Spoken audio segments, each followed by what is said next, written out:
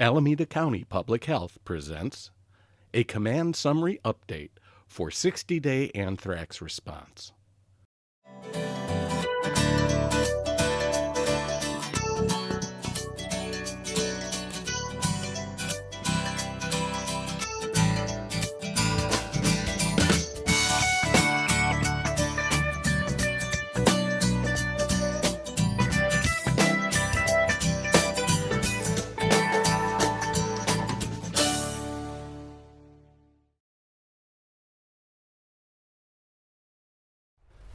Anthrax is a deadly infectious disease caused by Bacillus anthracis bacteria. According to the Department of Homeland Security, anthrax is the most likely agent to be used in a biological attack because only a small quantity of spores can infect a large number of people, causing massive disease outbreak and death. The number of casualties could range into the thousands. Immediate intervention with post-exposure prophylaxis is necessary to protect potentially exposed populations.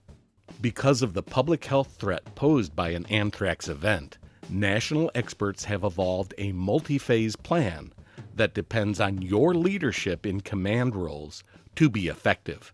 Current guidelines call for a 60-day response program, beginning with rapidly deployed oral countermeasures. Medicine will be distributed from the Strategic National Stockpile, or SNS, in phases under the direction of ASPR, the Assistant Secretary for Preparedness and Response. Initially, the SNS will deploy a 10-day supply of medicine to affected jurisdictions. This will be followed by a 50-day supply of medicines, and finally anthrax vaccine to complete the 60-day oral and vaccine courses. Our mission is to provide everyone at risk with 10 days supply of oral drugs within the first 24 to 36 hours. Before the end of 10 days, we will distribute an additional 50-day supply of oral medicine and begin vaccinations for a total countermeasure deployment of no less than 60 days. The Alameda County Public Health Department has been working with city, county, and other stakeholders on plans to meet the 24 to 36-hour first response target. As a public health responder, your knowledge of these plans and the process of deployment is critical. And as always, preparedness is your biggest advantage. It should go without saying that local officials will be the closest to an incident and will have a lead role in response operations. If you do not feel prepared for a mass public health emergency, now is the time to coordinate and improve your readiness and response plans. Invest in pre-incident planning with the Alameda County Public Health Department. First, it is possible that it will take time for an incident to be recognized as a mass public health emergency, and we all hope that this time will be minimal. But once a public health emergency has been recognized, clearly defined processes for rapidly responding with both public sector and private sector partners will kick into action. As a part of the City Readiness Initiative, the Bay Area already has assets in place ready to go, and we must be ready to receive them and securely transport them to pre-identified points of dispensing, or pods. Our priority is a rapid and seamless transfer of medical countermeasures from federal stockpiles to the people who need them in Alameda County. Pods will be open 24 hours a day and staffed in 12-hour shifts. Together, city and county officials have identified and evaluated many potential pod sites. While most cities in Alameda County have 1 or 2 pods within their city limits, some have as many as 8. Pods open to the public are generally set up at school gymnasiums and big auditoriums where large numbers of people can easily come and go. The county has also arranged for closed pods to be set up by large organizations acting in partnership to quickly and efficiently distribute medical countermeasures to their own staff and their families. It is important for you to understand the new chain of custody. As always, ASPR will deliver medical supplies to designated state receiving, staging, and storage, or RSS facilities, who in turn deliver to the county RDS or regional distribution site. The new packaging system used by the Strategic National Stockpile bundles one medicine on a single wrapped pallet as part of the same lot number and expiration date.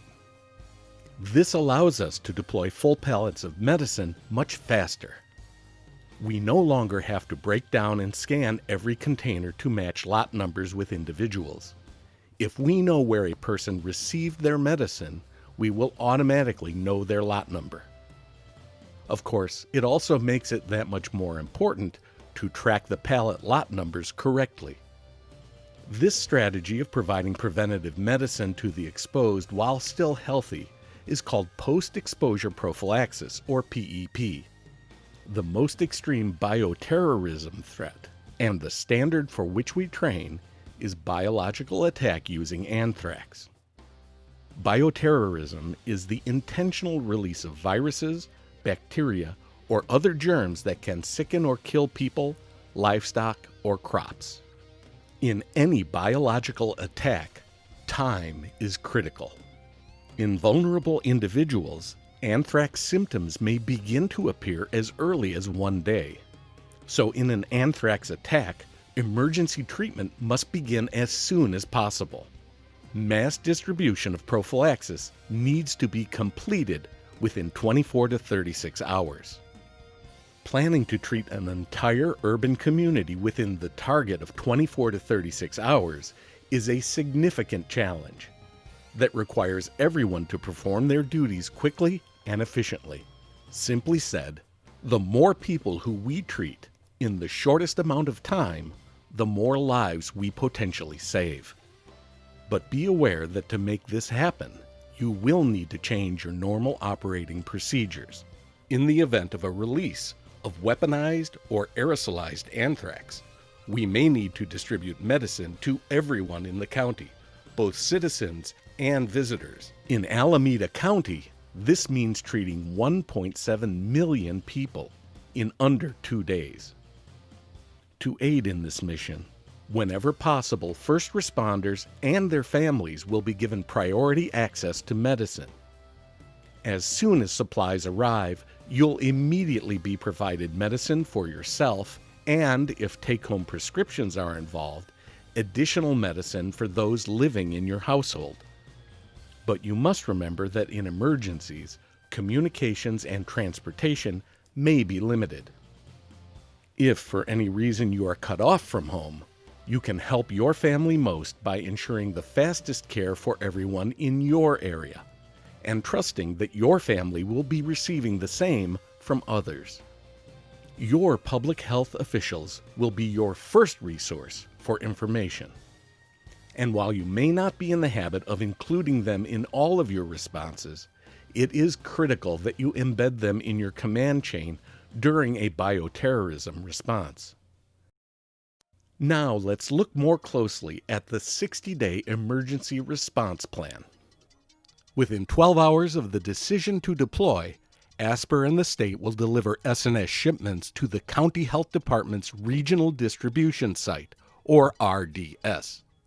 The Alameda County RDS will receive pallets of medicine bottles, each containing a 10-day supply of antibiotic tablets, such as ciprofloxacin and doxycycline, abbreviated as Cipro and Doxy, along with a small amount of liquid antibiotic suspension. These are to be distributed and taken by the affected population within 24 to 36 hours. This completes Phase 1. Immediately following delivery of the 10-day supply, ASPR will begin deploying the 50-day supply. In addition, they will deliver appropriate countermeasures for hospitals and other healthcare settings. For anthrax, these include pediatric antimicrobial oral suspensions, adult multi-drug courses, IV antimicrobial drugs, antitoxins, and ventilators. Cipro and Doxy are FDA approved. However, for S&S deployment, they will be distributed through the Emergency Use Instructions regulatory mechanism, covering dispensing, packaging, labeling, shelf life extension, and other instructions like pediatric crushing recommendations. Local jurisdictions should make sure to include emergency use instructions in their public communications. Amoxicillin is not an FDA-approved treatment for anthrax. However, for allergies or susceptibility to side effects, amoxicillin capsules are the preferred alternative treatment. Amoxicillin is also the preferred antimicrobial drug for pediatrics, but due to supply limitations, should be prioritized to children ages 1 through 8. However, amoxicillin is not recommended for pregnant or postpartum women unless there is no alternative. The quantity of amoxicillin in the SNS is limited and will not be included in the initial 10-day deployment. So everyone, child or adult, is to take the initial Cipro or Doxy supply unless they are known to be seriously allergic. Amoxicillin also may not be packaged in individual unit of use containers and will need to be repackaged for distribution. There is also a vaccine available for anthrax. It is FDA approved for adults age 18 to 65. The CDC recommends that entire affected populations be vaccinated, along with the 60-day oral Cipro or Doxy regimen. The first vaccination should occur as early as possible, with a second shot at 2 weeks and a third at 4 weeks post-exposure. But, like amoxicillin, the vaccine is a limited resource in the SNS. Recognizing that the supply may be insufficient to immunize everyone in the affected population, CDC recommends a 3-tiered prioritization based on exposure. Tier 1 includes high-risk population present during primary exposure. Tier 2 includes medium-risk population potentially contaminated through secondary exposure. Tier 3 includes low-risk population living in border areas at progressively increasing distances. Like amoxicillin, anthrax vaccinations are not included in the initial rapid response deployment, but will be included in the 50-day supply deliveries. Note that the vaccine requires refrigeration, so there will need to be a cold chain record. Additionally, anthrax vaccination cards will be included for every person to track dosage, dates, and details. 1 card per person. And normal childhood vaccinations should not be co-administered during the 60-day emergency period. So, to review quickly, your mission in a mass prophylaxis emergency is to get pills into people as soon as possible. Speed equals survival. Once an emergency is recognized, ASPR will activate the Strategic National Stockpile and deliver a first round of antimicrobials within 12 hours. These will be single-lot pallets of individual unit-of-use bottles containing a 10-day supply of tablets of ciprofloxacin or doxycycline. As quickly as possible, these must be distributed to points of dispensing pods as the primary method of getting them to the public. The emergency response will last at least 60 days and be rolled out in 3 phases reflecting the delivery of medicines. Phase 1 is the initial rapid response, which requires staffing, supplying, and activating points of dispensing on 24-hour schedules. Every person in an affected area must be given a bottle within the first 24 to 36 hours. Only those who are deathly allergic to ciprofloxacin or doxycycline will be directed to quickly go to a hospital to seek alternative treatment.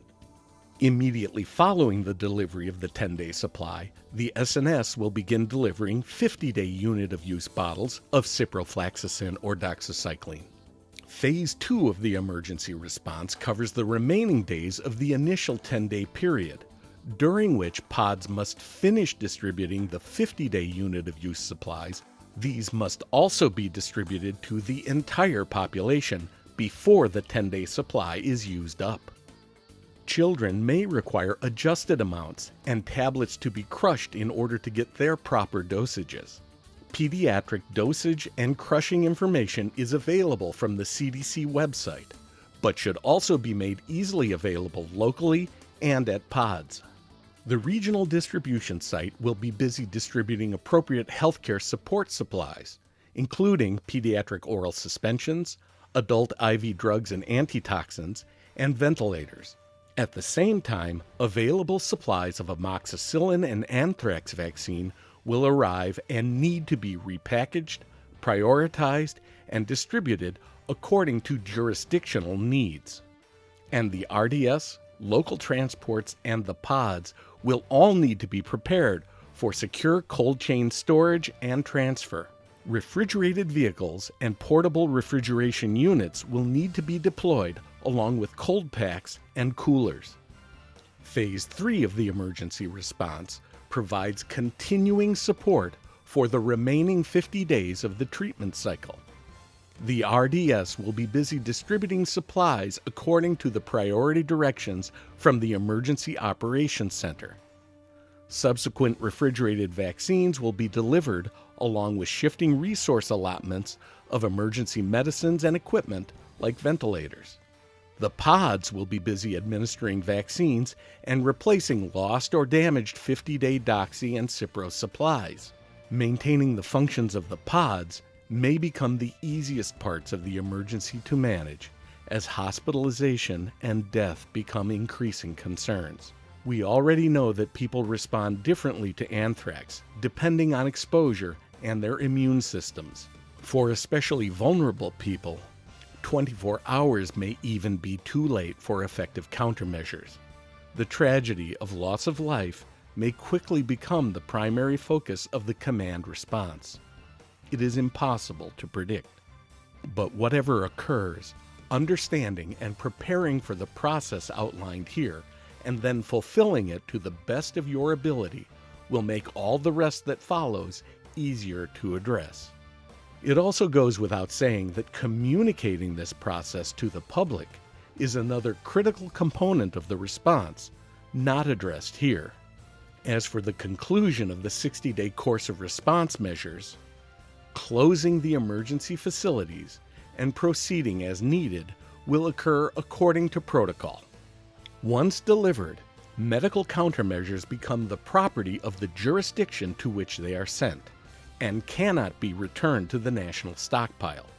Exceptions to this include any unused assets maintained under federal control or durable products, including ventilators, aspirators, cargo containers, and other movable containers, which are expected to be returned to the SNS inventory anytime during or following the response.